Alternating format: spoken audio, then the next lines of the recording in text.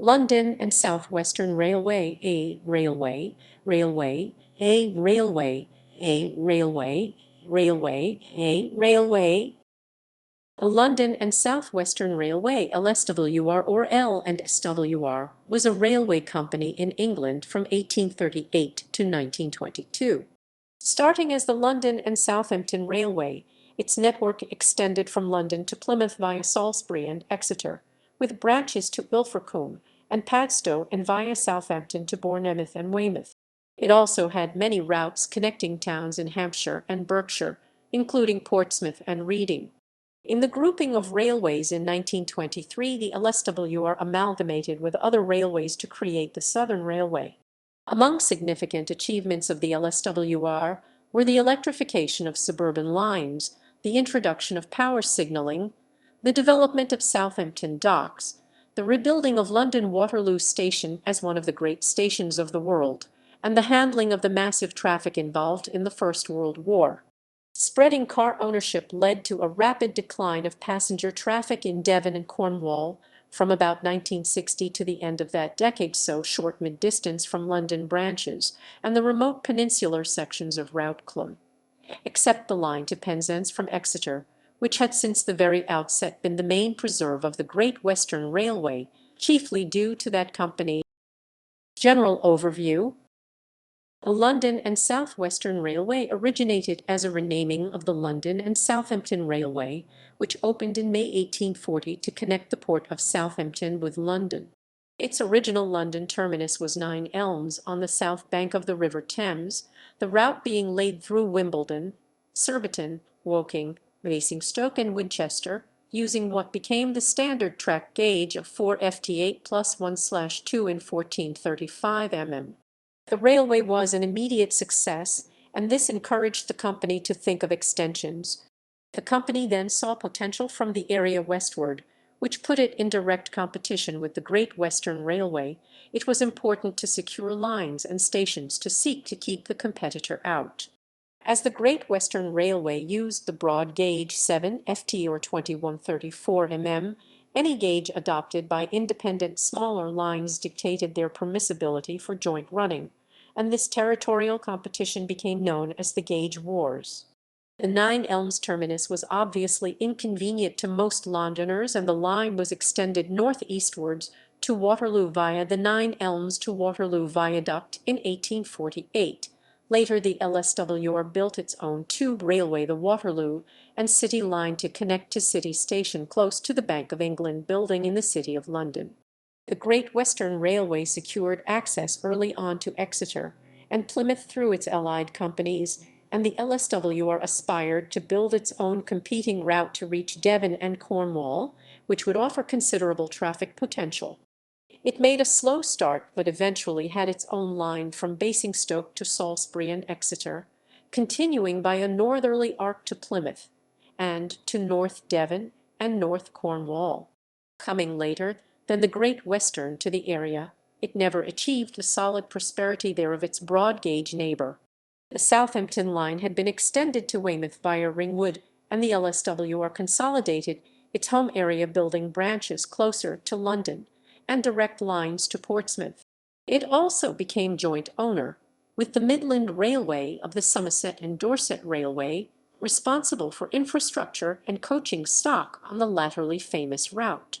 Shipping became significant also, with passenger and freight services to the Channel Islands, to St. Malo in France, and to the Isle of Wight. In the 20th century, it embarked on a program of electrifying the suburban routes at 600 VDC using a third rail. Eventually, this covered the entire suburban area. Freight traffic, especially from the West Country, was important, but the emphasis on suburban electrification led to weaker development of steam traction for fast passenger and goods services to Devon and Cornwall, and to Portsmouth, Bournemouth and Weymouth. At the grouping of the railways, the LSWR amalgamated with other railways to create the Southern Railway, and the independent Isle of Wight railways were absorbed, becoming part of the former LSWR section within the Southern Railway. Its enlightened and unorthodox chief mechanical engineer, Oliver Blade, put in hand the construction of a fleet of powerful express steam locomotives, the Merchant Navy class, followed by a larger fleet of so-called light Pacifics, built with lighter axle loading to give access to branch lines with weaker track and bridge strengths. This enabled radical improvement. At the same time, they revolutionized express passenger train speeds to Weymouth and the West Country, although their technical innovation incorporated a number of difficulties. Electrification of the Portsmouth line was now carried out. Capital infrastructure works were also undertaken, including the Feltham marshalling yard, major improvements to Southampton Docks and Waterloo Station, a new locomotive workshop at Eastleigh, and grade-separated junctions on the main line, as well as signalling modernization schemes. A concrete manufacturing works was established at Exmouth Junction in Exeter, producing standardized precast components such as platform units, lamp posts, and platelayers huts. The designs became familiar throughout Southern Railway territory. Nationalization of the railways in 1948 brought relatively little immediate change to the former LSWR system, now part of the Southern Operating Area of British Railways, later the Southern Region, although national centralization of locomotive design made Balade's position untenable and he retired. However, in 1966 the geographical limits of the British Railways regions was rationalised and the Devon and Cornwall lines were transferred to the Western region. Many of the branch lines had declined in traffic in the 1950s and were considered uneconomic, and following the Beeching Report, the reshaping of British railways, many of the branches were closed, as was the Plymouth Main Line. The Bournemouth line was electrified in 1967, at first with converted steam coaching stock, later replaced by purpose-built stock. The electrification was extended to Weymouth in 1988. In recent years, the system has remained constant, with gradually increasing train frequency from about 1990 now forming a limitation. When international train services from London to Paris and Brussels were initiated in 1994, they required space for very long trains, and this was provided at Waterloo. The Eurostar terminal was built on the north side of the station with the international trains using the first 3 miles 4.8 kilometers of the LSWR main line before the services were transferred to St Pancras International in 2007, and as of 2017 the Eurostar terminal, having sat dormant for a decade, is being developed for reopening and use by Windsor and Reading services. The first main line, the London and Southwestern Railway, arose out of the London and Southampton Railway L&SWR, which was promoted to connect Southampton to the capital. The company envisaged a considerable reduction in the price of coal and agricultural necessities to places served, as well as imported produce through Southampton Docks and passenger traffic. Construction probably started on 6 October 1834 under Francis Giles, but progress was slow. Joseph Locke was brought in as engineer, and the rate of construction improved. The first part of the line opened to the public between Nine Elms and Woking Common on 21 May 1838, and it was opened throughout on 11 May 1840. The terminals were at Nine Elms, south of the River Thames, and a mile or so southwest of Trafalgar Square, and a terminal station at Southampton close to the docks, which were also directly served by goods trains. The railway was immediately successful, and road coaches from points further west altered their routes so as to connect with the new railway at convenient interchange points, although goods traffic was slower to develop. First new branch and change of name. The London and Southampton Railway promoters had intended to build a branch from Basingstoke to Bristol, but this proposal was rejected by Parliament in favour of the competing Great Western Railways route. The parliamentary fight had been bitter, and a combination of resentment and the commercial attraction of expanding westwards remained in the company's thoughts. A more immediate opportunity was taken up of serving Portsmouth by a branch line. Interests friendly to the L&SWR promoted a Portsmouth Junction Railway, which would have run from Bishopstoke Eastleigh via Botley and Fairham to Portsmouth. However, resentment in Portsmouth, which considered Southampton a rival port, at being given simply as branch and thereby a roundabout route to London, killed the prospects of such a line.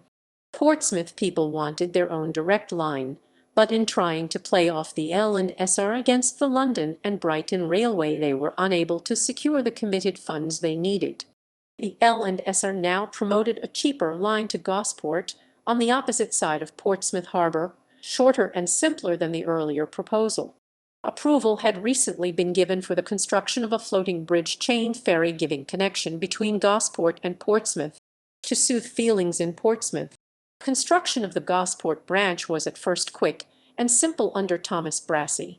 Stations were built at Bishopstoke, the new junction station, later renamed Eastleigh and Fairham. An extremely elaborate station was built at Gosport, tendered at £10,980, 10 times the tender price for Bishopstoke. However, there was a tunnel at Fairham, and on 15 July 1841 there was a disastrous earth slip at the north end. Opening of the line had been advertised for 11 days later, but the setback forced a delay until 29 November. The ground slipped again 4 days later, and passenger services were suspended until 7 February 1842.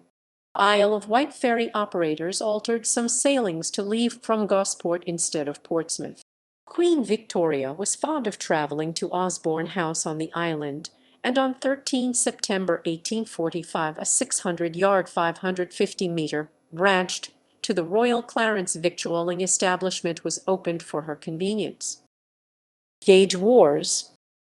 Between the first proposal for a railway from London to Southampton and the construction, interested parties were considering rail connections to other, more distant towns that might be served by extensions of the railway. Reaching Bath and Bristol via Newbury was an early objective.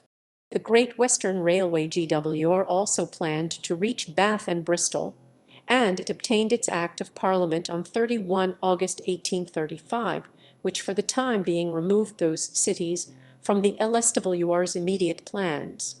There remained much attractive territory in the south-west, the west of England, and even the West Midlands, and the LSWR and its allies continually fought the GWR and its allies to be the first to build a line in a new area. The GWR was built on the broad gauge of 7FT1/4 in or 2140 mm, while the LSWR gauge was standard gauge 4FT8+1/2 in or 1435 m, and the allegiance of any proposed independent railway was made clear by its intended gauge. The gauge was generally specified in the Authorising Act of Parliament, and bitter and protracted competition took place to secure authorization for new lines of the preferred gauge, and to bring about parliamentary rejection of proposals from the rival faction. This rivalry between the GWR and the standard gauge companies became called the Gage Wars. In the early days government held that several competing railways could not be sustained in any particular area of the country, and a commission of experts referred to informally as the Five Kings was established by the Board of Trade to determine the preferred development, and therefore the preferred company in certain districts, and this was formalized in the Railway Regulation Act 1840. Suburban Lines. The LSWR was the second British railway company to begin running what could be described as a commuter service after the London and Greenwich Railway had opened in 1836. When the first main line opened, the LSWR built a station called Kingston, somewhat to the east of the present-day Surbiton station, and this quickly attracted business travel from residents of Kingston upon Thames. The availability of fast travel into London encouraged new housing development close to the new station. Residents of Richmond upon Thames observed the popularity of this facility, and promoted a railway from their town to Waterloo. The Richmond branch opened in July 1846 and became part of the LSWR later that year. Already a suburban network was developing, and this gathered pace in the following decades. Branches off the main line were made to Chertsey in 1848 and Hampton Court in 1851, while the Richmond line was extended, reaching Windsor in 1851, while a loop line from Barnes via Hounslow rejoining the Windsor line near Feltham had been opened in 1850. In 1856, a friendly company, The Staines, Wokingham and Woking Junction Railway opened its line from Staines to Wokingham, and running powers over the line shared by the South Eastern Railway and the Great Western Railway gave access for LSWR trains over the remaining few miles from Wokingham to Reading. South of the main line, the important towns of Epsom and Leatherhead needed to be served.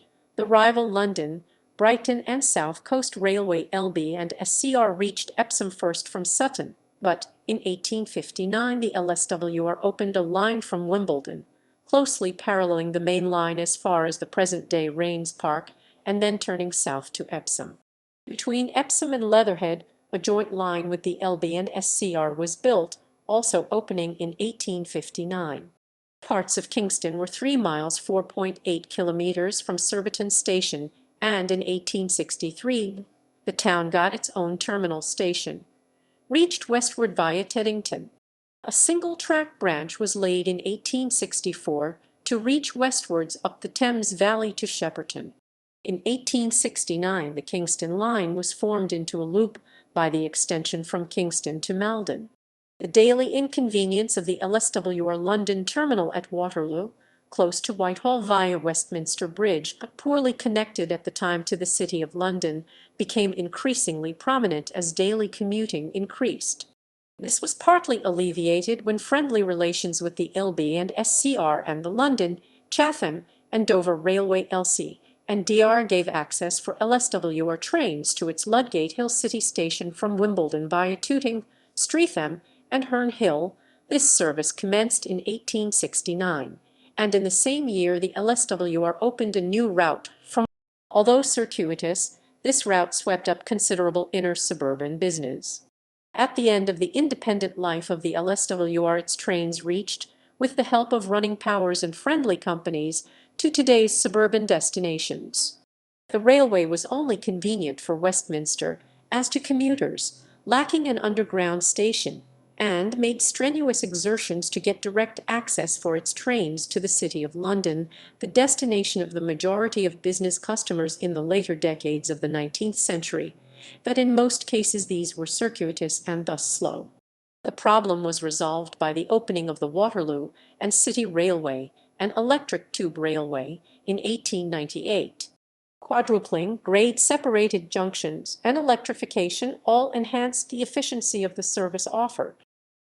Westward, the Southampton and Dorchester Railway. The London and Southampton Railway promoters had lost the first battle for authorization to make a line to Bristol, but the objective of opening up the country in the southwest and west of England remained prominent. In fact, it was an independent promoter, Charles Castleman, a solicitor of Wimborne Minster, who assembled support in the southwest, and on 2 February 1844 proposed to the LSWR that a line might be built from Southampton to Dorchester. He was rebuffed by the LSWR, who were looking towards Exeter as their next objective. Castleman went ahead and developed his scheme, but relations between his supporters and the LSWR were extremely tense, and Castleman formed a Southampton and Dorchester Railway, and negotiated with the Great Western Railway instead. The Bristol and Exeter Railway, a broad gauge company allied to the GWR, reached Exeter on 1 May 1844, and the GWR was promoting the Wilts, Somerset and Weymouth Railway, which was to connect the GWR to Weymouth. It seemed to the LSWR that on all sides they were losing territory in the West Country that they considered rightfully theirs, and they hastily prepared plans for their own lines crossing from Bishopstoke to Taunton. Much was made of the roundabout route of the Southampton and Dorchester line, and it was mockingly referred to as Castleman's corkscrew or the water snake. The five kings referred to above published their decision that most of the broad gauge lines should have preference, as well as the Southampton and Dorchester line, which was to be built on the narrow gauge. Formal agreement was reached on 16 January 1845 between the LSWR, the GWR and the Southampton and Dorchester, agreeing exclusive areas of influence for future railway construction as between the parties. The Southampton and Dorchester line was authorized on 21 July 1845. There was to be an interchange station at Dorchester to transfer to the broad gauge W&W line, which was to be required to lay mixed gauge to Weymouth to give narrow gauge trains from Southampton access.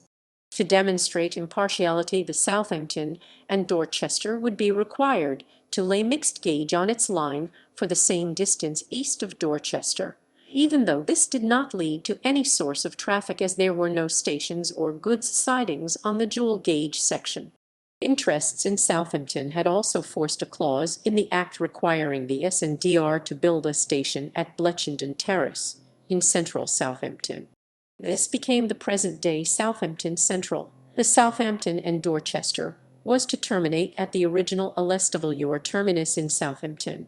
The line opened on 1 June 1847 from a temporary station at Bletchendon Terrace westwards, as the tunnel between there and the LSWR station at Southampton had slipped. That section was finally opened on the night of 5–6 August 1847 for a mail train. Powers were taken for the LSWR to amalgamate with the Southampton and Dorchester, and this took effect on 11 October 1848.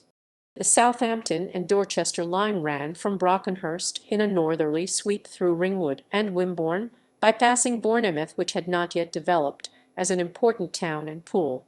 The port of Poole was served by a spur line to Lower Hamworthy on the opposite side of Holes Bay. It then continued via Wareham to a terminus at Dorchester, which was sited to facilitate a further extension in the direction of Exeter. The link to the W&W line was awkwardly sited due to the presence of Monbury rings, requiring through trains to Weymouth to either reverse in and out of Dorchester station or skip it altogether. Salisbury. While Castleman was developing his Southampton and Dorchester line, the LSWR was planning to reach the important city of Salisbury. This was done by a branch from Bishopstoke by way of Romsey and the Dean Valley. By launching from Bishopstoke, the company wished to connect the ports of Southampton and Portsmouth with Salisbury, but this made the route to London somewhat circuitous. The necessary act was obtained on 4 July 1844, but land acquisition delays and inefficient contract arrangements delayed the opening until 27 January 1847, and then only for goods trains. Passengers were conveyed from 1 March 1847. The Salisbury station was at Milford, on the east side of the city. Business interests in Andover were disappointed that the Salisbury line was not to pass through their town, and a London to Salisbury and Yeovil line through Andover was being promoted.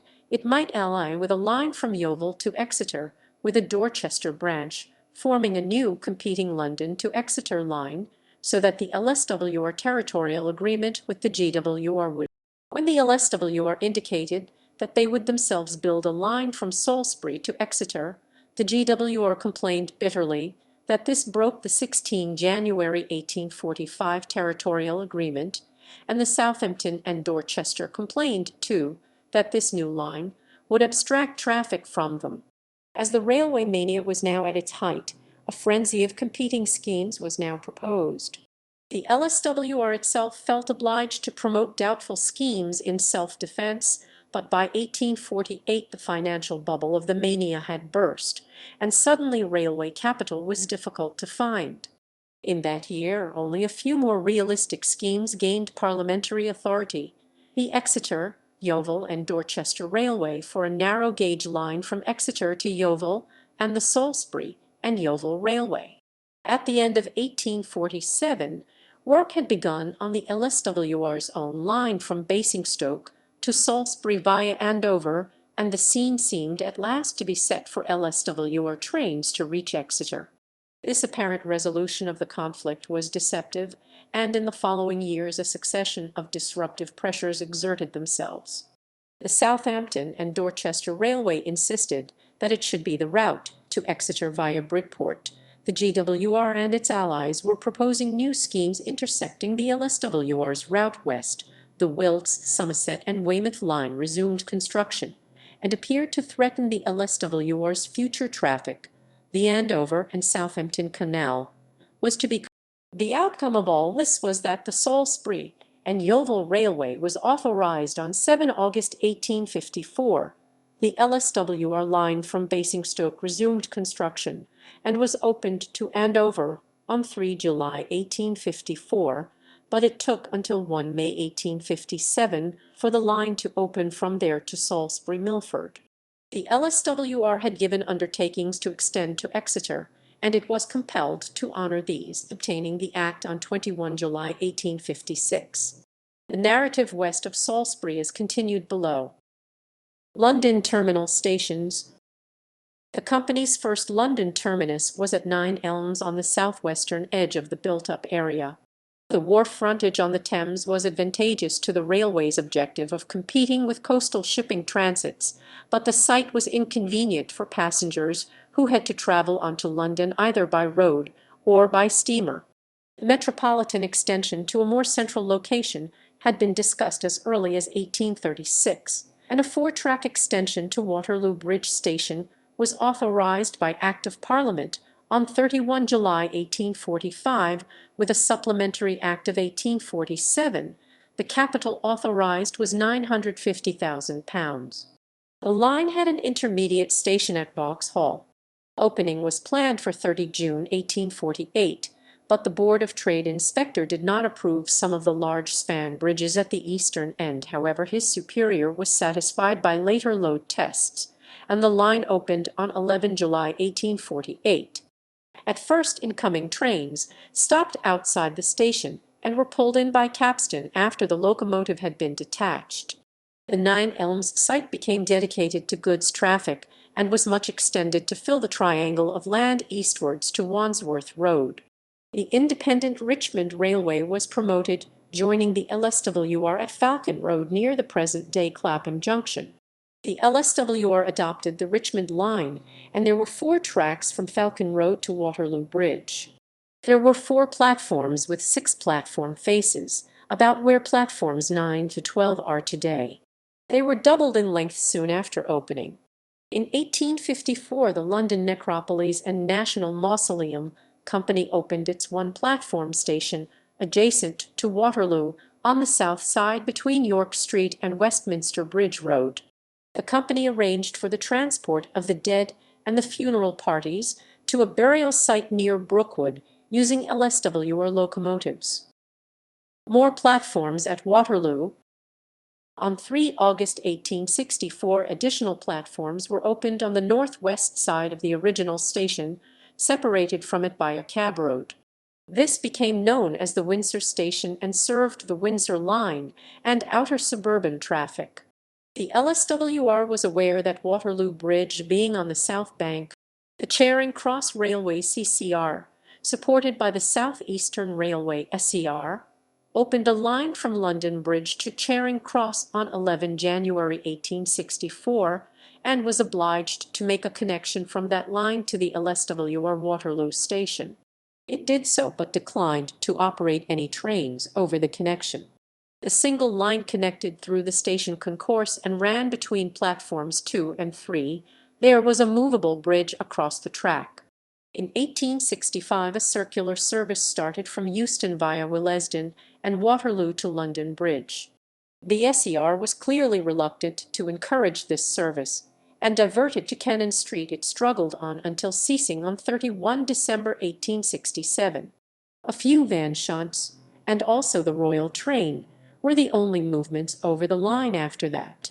By opposing a parliamentary bill that was important to the SER, the LSWR got that company's agreement to build a Waterloo station on its Charing Cross line, and this, at first called Waterloo Junction, opened on 1 January 1869.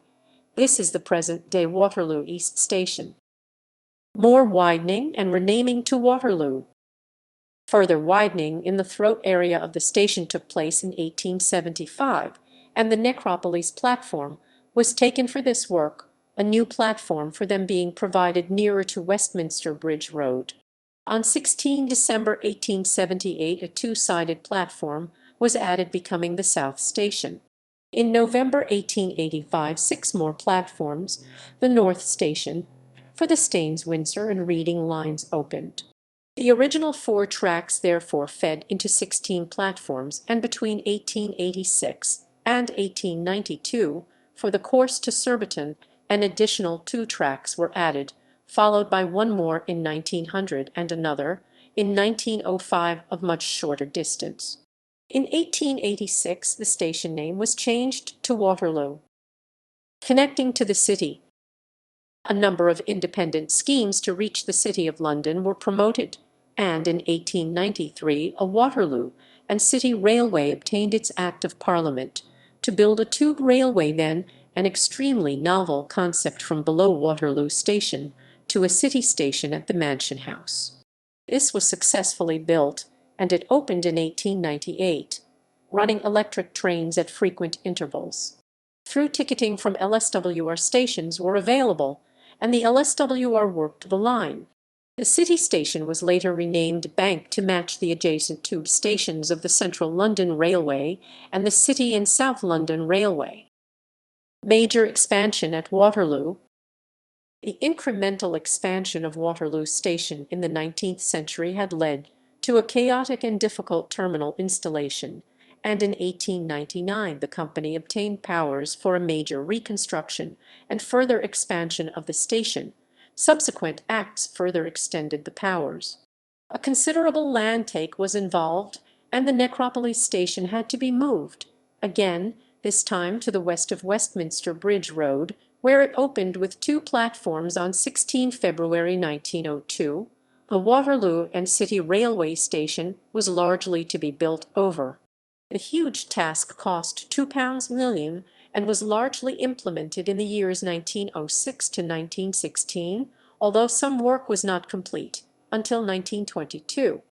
It was only as part of this work that the defunct through line to the SER route was finally removed. Authorized by Act of 1911, Westminster Bridge Road Bridge was widened to carry 11 tracks.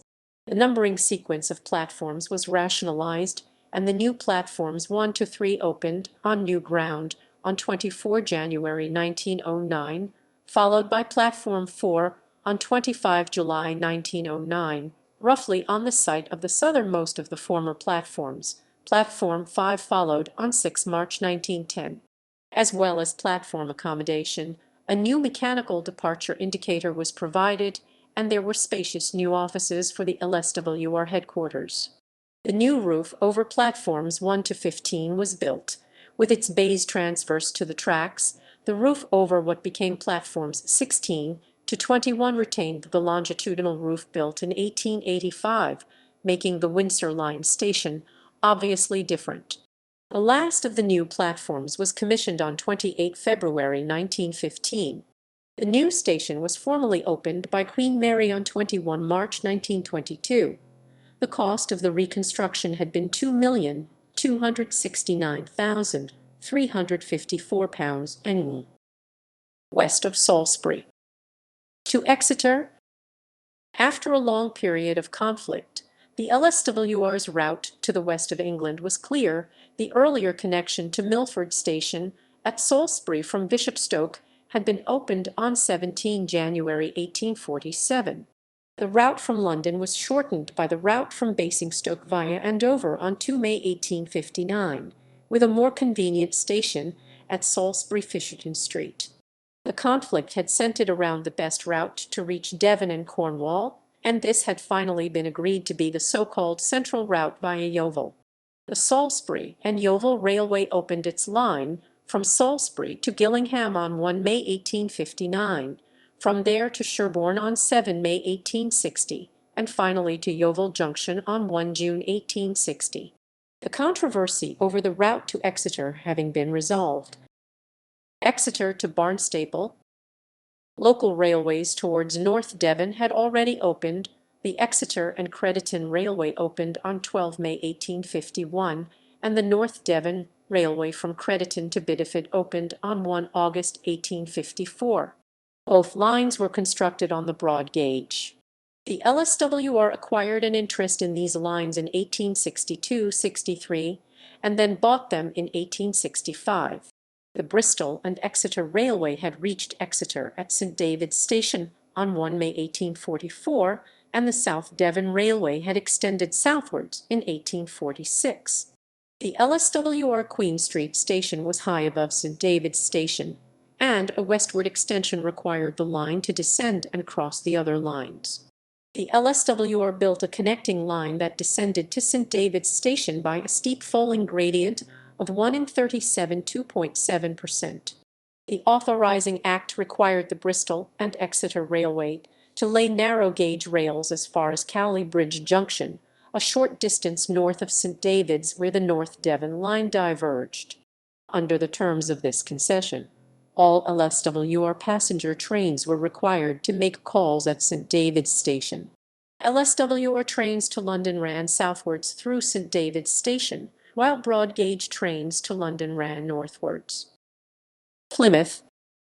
The North Devon line formed a convenient launching point for an independent LSWR line to Plymouth. The LSWR encouraged local interests, and the Devon and Cornwall Railway opened from Culford Junction to North Taunton on 1 November 1865, and in stages from there to Lidford, later Lidford on 12 October 1874. The LSWR obtained running powers over the South Devon and Launceston Railway, giving it access to Plymouth over that line.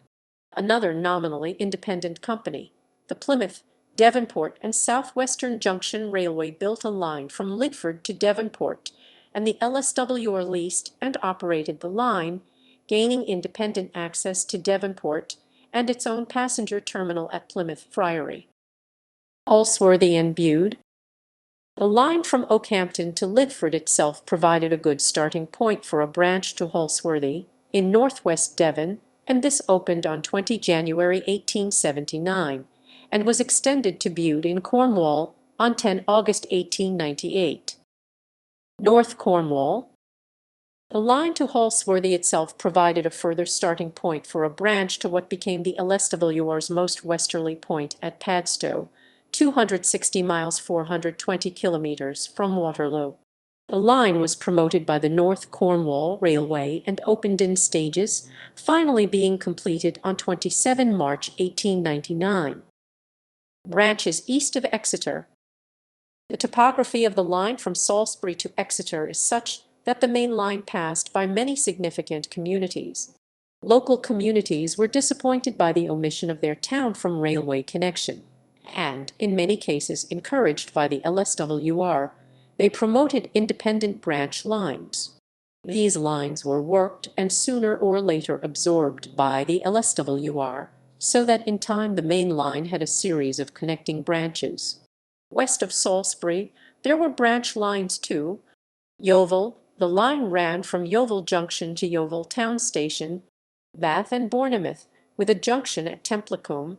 The Somerset and Dorset Joint Railway ran north to Bath Green Park and south to Bournemouth West. This line was leased to the LSWR and the Midland Railway jointly for 999 years from 1 November 1875, and operated jointly by the two companies.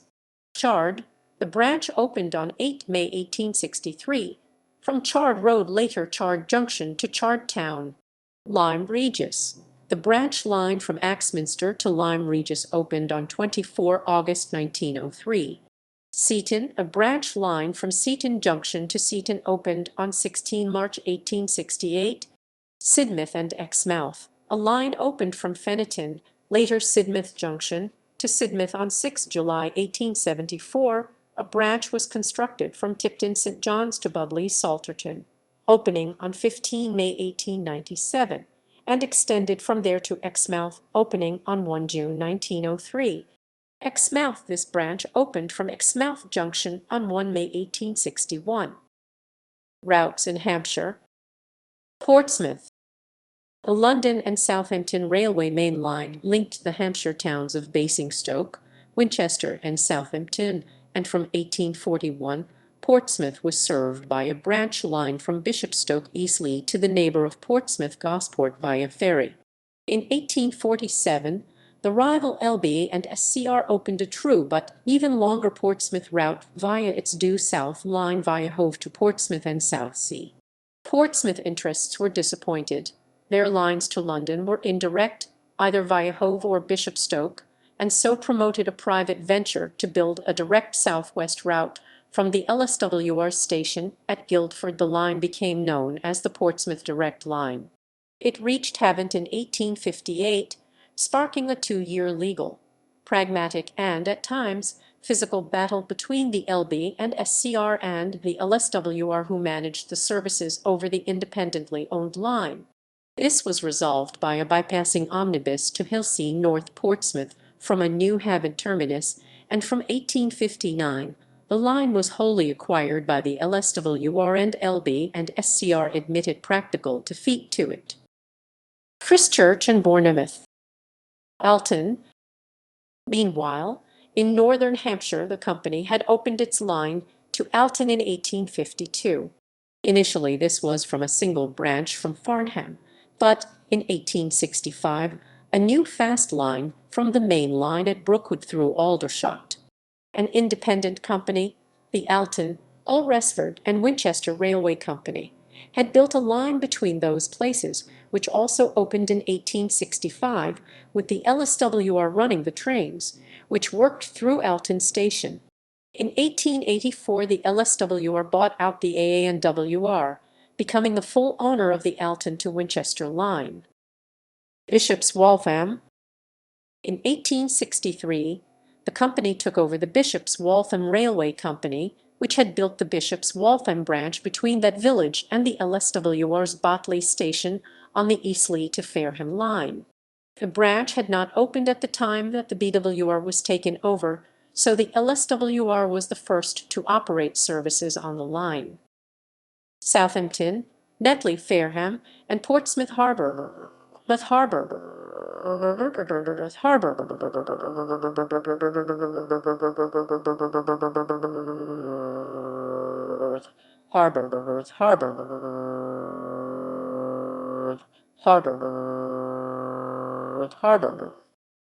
In 1866, the LSWR built its short branch from Southampton to Netley to service the newly opened Royal Victoria Military Hospital.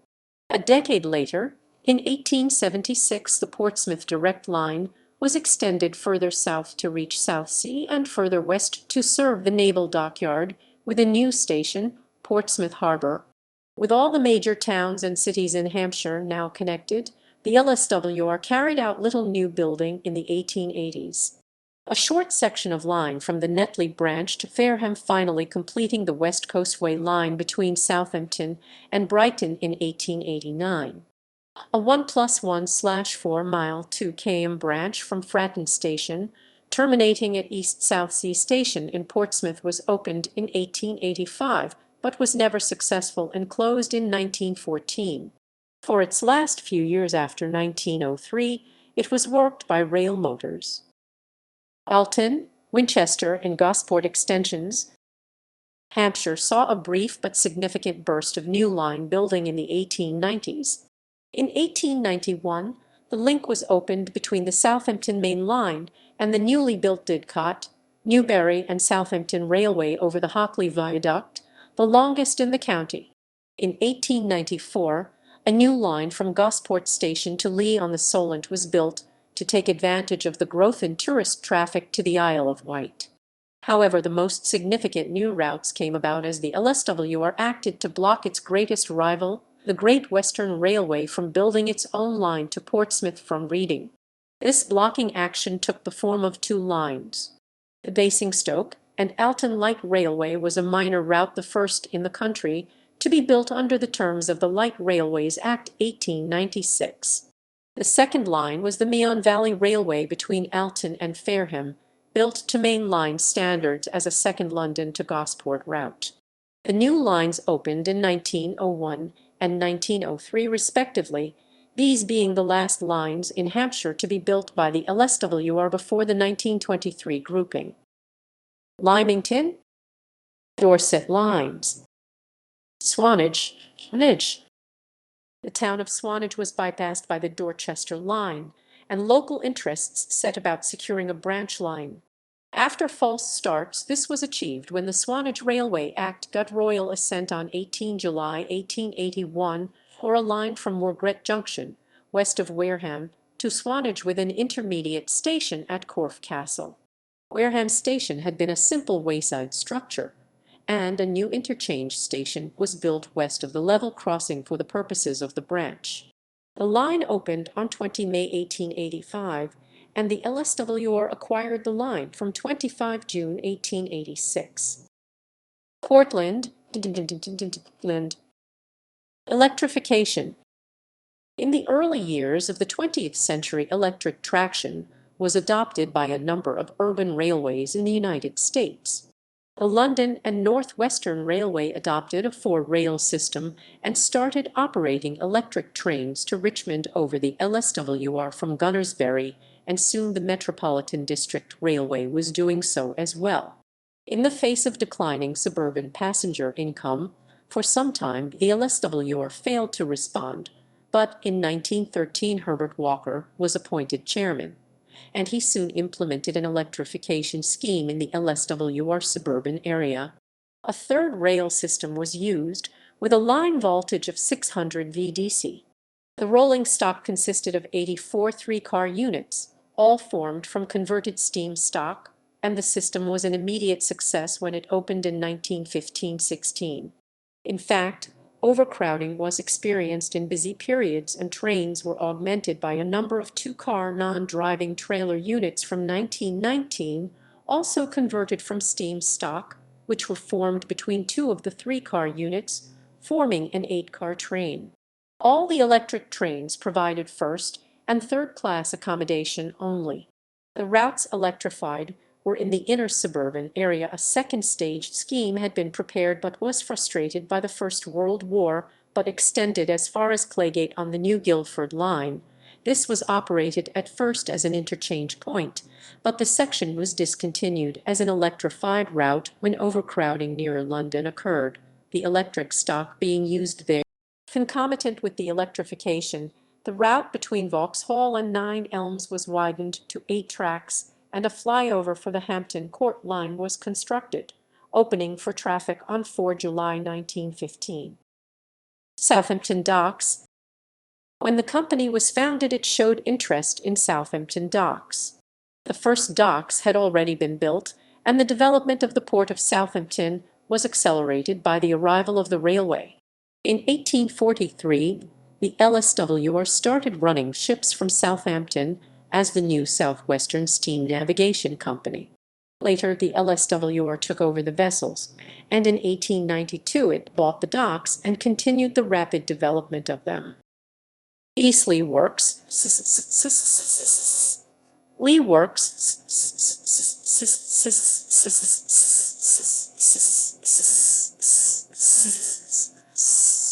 Docks.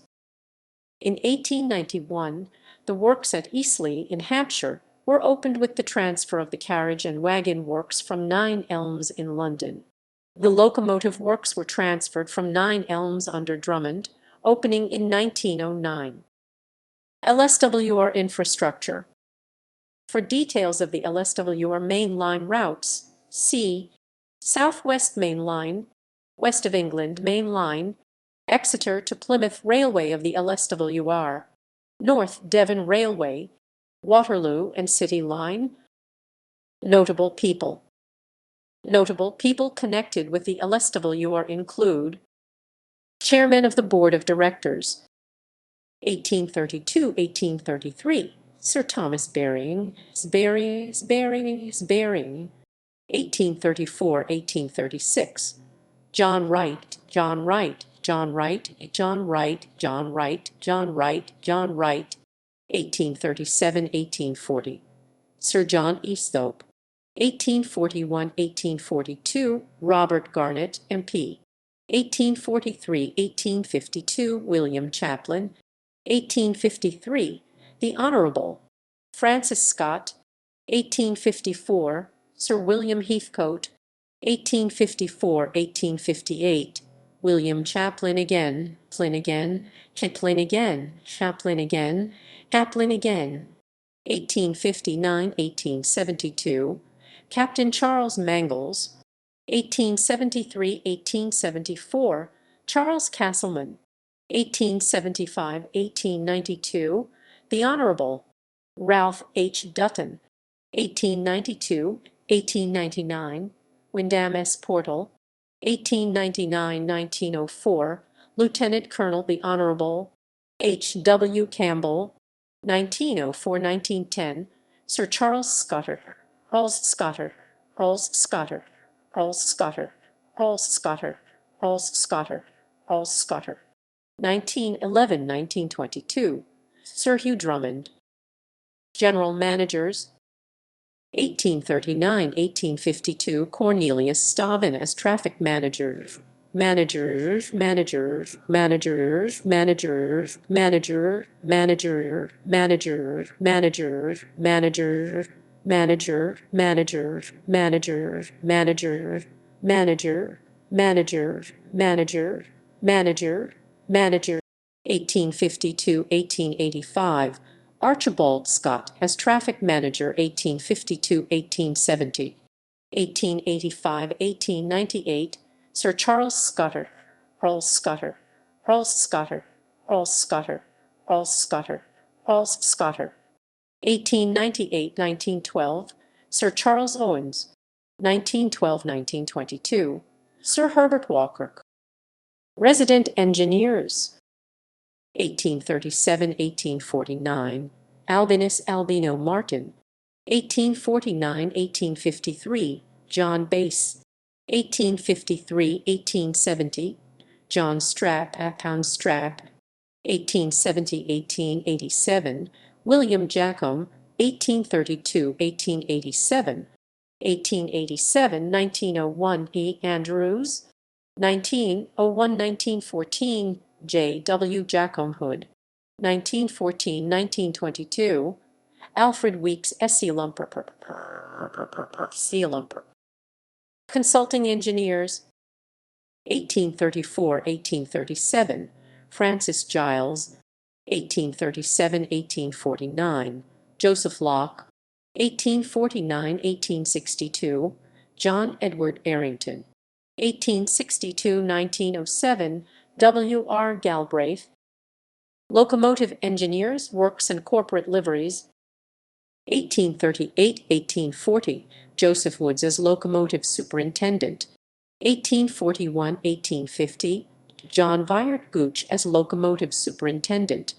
1850–1871, Joseph Hamilton Beattie as Locomotive Superintendent. 1871–1877, William George Beattie as Locomotive Superintendent. 1877–1895, William Adams as Locomotive Superintendent. 1895–1912, Dugald Drummond as Chief Mechanical Engineer from 1904. 1912–1922, Robert Urey as Locomotive Engineer. Locomotive Works. The locomotive works were at Nine Elms from 1838 to 1908. Under Drummond, they were moved to a new spacious site at Eastleigh in 1909. List of locomotive classes. Locomotive liveries. Accidents and incidents. On 11 September 1880, a passenger train collided with a light engine at Nine Elms Locomotive Junction due to errors by signalmen and the firemen of the light engine. 7 people were killed. On 6 August 1888, a light engine and a passenger train were in a head-on collision at Hampton Wick Station due to a signalman's error. 4 people were killed and 15 were injured. 1906 Salisbury rail crash. On 1 July 1906, an express passenger train was derailed at Salisbury due to excessive speed on a curve. 28 people were killed and 11 were injured. Shipping services. As the London and Southwestern Railway served Portsmouth. Other details. The Waterloo and City Railway was built by the LSWR to give them access to the City of London. This is now part of London Underground. Disregarding the Waterloo and City Line, the longest tunnel is Honiton Tunnel, 1353 yards, 1237 m. There were 6 others longer than 500 yards, 457 mm. The LSWR and the Midland Railway were joint owners of the Somerset and Dorset Joint Railway. The anglicized script version of the Russian word for railway station is Vauxhall. A long-standing legend has it that a party from Russia planning their own railway system arrived in London around the time that the LSWR's Vauxhall station was opened. They saw the station name boards, thought the word was the English word for railway station, and took it back home. In fact, the first Russian railway station was built on the site of pleasure gardens based on those at Vauxhall, nothing to do with the English railway station. Fuller details are in the Vauxhall article.